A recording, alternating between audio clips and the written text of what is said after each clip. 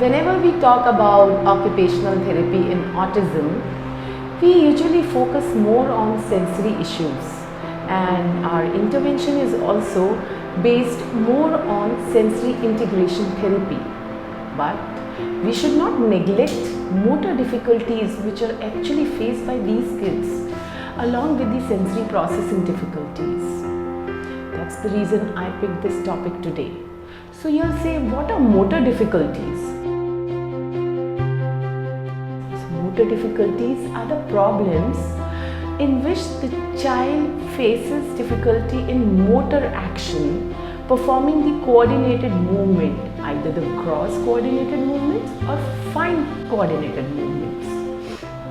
So if you will ask me what is the cause of these motor difficulties in these kids along with sensory processing difficulties, so actually the cause of motor difficulties is poorly developed till today. But if you go through the researches or literature review, all these articles and literature concludes that motor difficulties in autism is basically because of the disruption or disturbances in the connectivity of the neural pathways and different parts of the brain, specifically basal ganglia, cerebellum and brainstem. So what happens to the brain of my child? So basically the connectivity between the neuronal synapses and the brain parts gets affected. Now, what my child demonstrate if he is facing difficulties in motor action while being diagnosed autism child?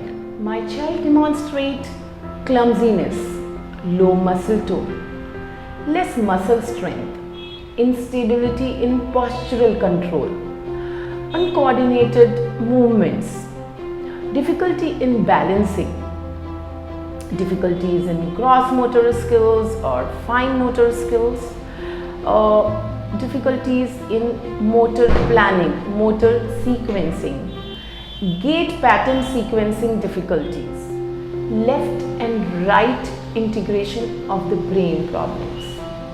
You'll be surprised to know that these motor skills are linked with social communication skills, for example, gesturing, imitation, joint attention, which are actually get affected in kids with autism.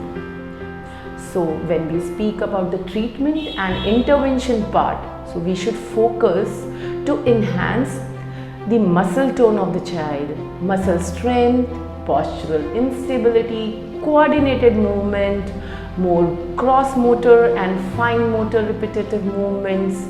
We should make the child practice sequencing activities, motor planning activities, which will actually help in overall development of his self-help skills.